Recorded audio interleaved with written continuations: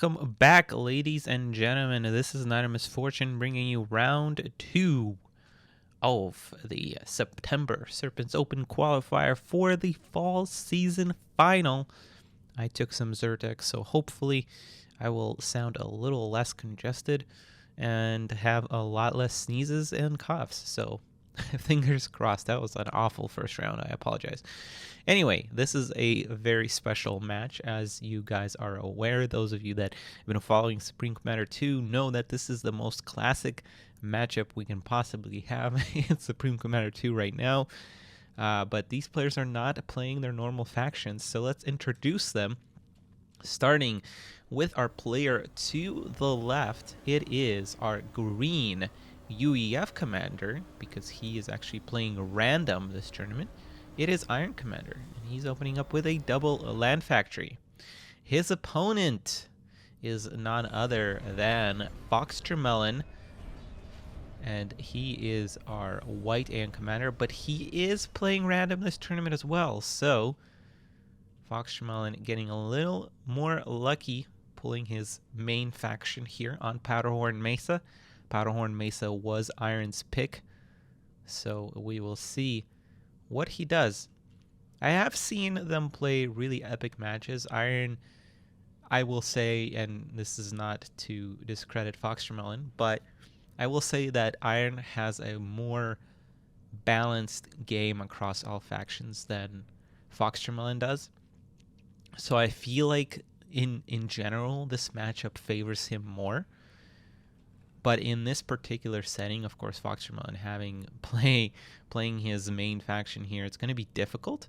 But I have seen Iron play really well as UEF, and I have seen actually these players play really interesting games with UEF versus Aeon in this case. And if you follow Mr. Steal Your Girl, I think one of the most recent games was actually Iron Commander versus Fox on Open Palms, where it was Aeon versus UEF, and that was a pretty epic game. There was some nice fat boy concaves, I'll just say that. Very, very sexy concaves. But anyway, I digress. So far, pretty standard. Of course, these players are going to play differently in tournaments than they do in casual games. But so far, this is pretty standard. Very early P shields from Iron Commander, suggesting that we are probably going to go into some form of fat boy play or something, or more of in the middle to late game. Because when you open up P shields this quickly, you're generally not going to push. Of course, right as I think that and say that, he's going to push out a little bit. But he should see all of these land units, and I don't think he can do anything about that. Honestly, he's going to have to play very, very defensively. And if FoxTermelon splits off these units right now, it's actually going to be very, very hard to deal with, I think, in my opinion. Because this army is really good as one, but it's not very good when you are getting flanked. And it's kind of interesting to see these roles flipped when Iron Commander is going to be on the defensive early on here. But he is doing a very good job, of course, expanding. Of course, it's Iron Commander, so he's going to do a great job with that. And somehow he's actually, I would say, yeah, he's way ahead of Fox. So not the greatest of expansions from Fox. So if Iron's plan here works, and he manages to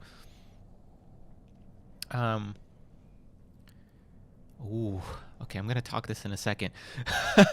If he manages to hold this is going to be very, very good for him. But look at that. I don't know if... I have a feeling... No, I mean, now he kind of blobs them together. I was going to say that he pulled back his P shields, and Fox doesn't know that this is P shields yet. It's very strange at this level of play to go straight for P shields. It's really, really weird. I think if Fox knew that these are P shields, he would be going for it right now, for sure. Or he would be dropping research stations. So Iron pulling back the P shields is actually incredibly smart.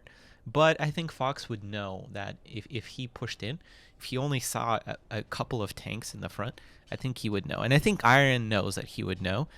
I think it was more a split to really just get the P shield behind and the shields still being in front of the tanks. So this is going to still be a very tough push here to hold.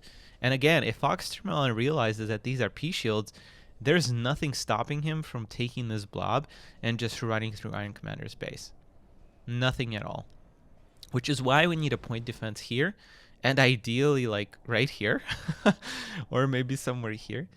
And I'm just really surprised that Fox is not pushing. There's no research coming up. There's no 4th land factory coming up. I really don't know what Fox is doing, to be completely honest, this game. This engineer is idle. There's no expansion. Just a lot of energy. So we're just rushing to teleport? This is a... I don't think FoxTermelon is playing very... Or at least he's not using a really good build right now. At all, I would say, actually. Because we really needed either this land factory needed to be much sooner, like maybe a minute and a half sooner, like when Iron brought it up, probably actually earlier because Iron is expanding more. Or we just needed to see more expansion. And I think this energy, that's one thing that I do notice about Fox, is that these energy generators come out kind of early, which isn't the most terrible of things, but when you are in a map like this, it slows down you even more with the expansion. And now I would say Iron is actually pretty decent on his units here, and there's no mobile missile launchers for FoxTermelon, so he's not going to be breaking through these shield generators very well. Of course, that point defense was trying to come up, but it's not going to really do much here. There's a lot of shields here, a lot of firepower also now for Iron, doing a very good job just microing away from this army. But I think Fox just needs to realize that all he needs to do is just keep pushing into his Iron's base and he win this game. But he's not doing that. Iron, and he's playing right into Iron's hands. Unfortunately, Iron still doesn't really have quite enough firepower here. There's a bit of stars on these units as well, and actually we're starting to see a lot of damage go on Iron Commander's ACU here. And I think FoxTermelon has found the right point to kind of push in here. There's just a lot of damage getting focused down, not enough tanks for Iron Commander, and this is the problem with going P shields. Even if your opponent doesn't scout it, doesn't really do anything about it, if he just builds units, you are extremely overpowered here. Now, we could still see Iron getting underneath those shields, maybe out DPSing his opponent. This is still a very close engagement. There is a star on that commander, but now FoxTermelon focuses down the ACU, and Iron goes down in game 1. I liked his build, but I mean, you need more firepower. You can't. There's nothing I think he could have done against that many tanks. And you know, I don't think FoxTermelon's play was perfect there either. All he really needed to do was just overrun Iron's base. There's so many ways for Fox to play it, and only one for Iron. And he didn't really build any point defenses, and I don't know. I feel like his eco didn't kick in. So. Nice timing, I would say, by Fox, and we're going to go to game 2. Don't go anywhere. Welcome back, ladies and gentlemen. We have the same maps as in round 1. We are on Kai Labs once more. FoxTermelon is in the lead, and very interesting matchup for factions. Let's introduce our players. On the left-hand side, we have Iron Commander spawning in as our blue Aeon Commander, opening up with an air factory, and his opponent is FoxTermelon spawning as the white Cybern Commander. So we will see how this goes, because obviously they're playing their opponent's main faction. So very interesting. Already we have land from FoxTermelon. So I know FoxTermelon doesn't like playing mirrors, and he either likes to play Aeon Cybern, which obviously is his strongest matchup, or he likes to play Cybern Aeon. Now, I haven't seen him play Cybern Aeon in a while, or much at all, honestly, but we'll see what happens. This map is really not standard, so really we can expect anything.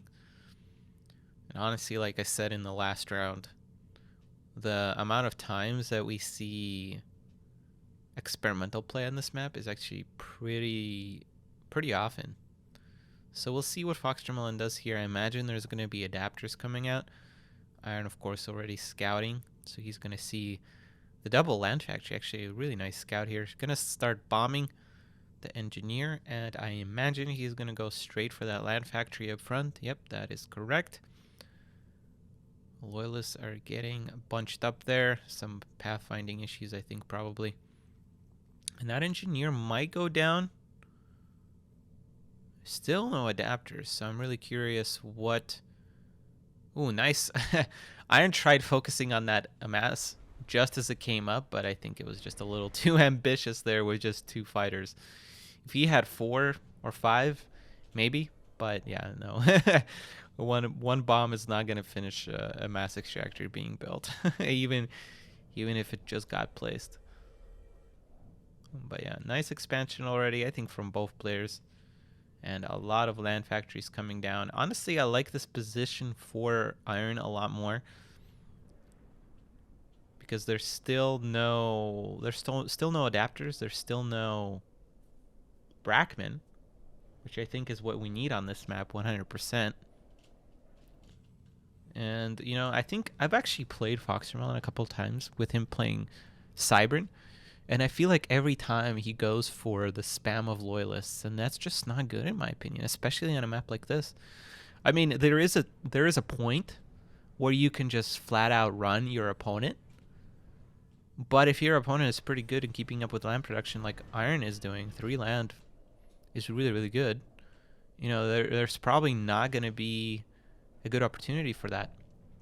Especially with good positioning and good micro, which on this map is much easier, especially for a player like Iron. Anti-air did get upgraded on this factory. I'm gonna focus down one of these Weedabovs, but not gonna quite get it. And Iron instead is gonna try and bomb a mass extractor. Let's see, is there an anti? Yep, anti-air there, and an anti-air there. So there's a nice little bubble of protection here for the anti-air, and there's not enough air to really do anything. And actually Iron has stopped air production altogether, getting his 3rd energy generator, which is what he needs to keep expanding. And yeah, I guess this is just gonna be a standard game. Iron's gonna push out with his land here. Now I do have to say that I don't know about Fox, but I think Fox plays a lot all the time. But recently, Iron has not been playing much at all, if any. And honestly, ever since that 2v2 tournament, I think Iron has not seem like himself, or hasn't looked like himself. So even in that game 1, honestly, it was weird. Like, I don't know if I would open up P-Shields anymore, or at least at this level of play against FoxTermelon. I don't think I would. There's so much that the Aeon can throw at you that P-Shields are really just not that advantageous. And this is the point exactly that I've said, that we can see an overrun here. There are Brackman, though. That commander is up front getting focused down. Yep, absolutely. He's not in a good position here, but FoxTermelon is also getting focused down. And Iron Commander is getting healed. He's going to go... FoxTermelon is going to go down. Let's see if Iron Commander is going to go down. I don't think so. He's going to escape with 400 health points there. What a close game. And yeah, that's what oftentimes happens on this map. And we have, once again, a Serpent's Open where there's a 1-1 tie between these players. Of course, we're not going to have a tiebreaker because this is a Serpent's Open event, of course, and we don't have tiebreaks. Everything is based on book holds value. So we'll see how these players turn out. Of course, they are tied right now, and probably not in the lead, but we'll see. So we're going to throw up the brackets. We're going to wait for round 2, and we will be back very, very shortly. Hello, Almadon. Sorry, I screwed up your name. And everybody else in the chat, thank you for watching. We will be back very, very soon. If you're still watching, give a thumbs up to this video. If you liked the video, leave a comment. If you loved the video, please subscribe. And if you are blown away by it, check out my Patreon page. This has been Nite. Take care and peace out.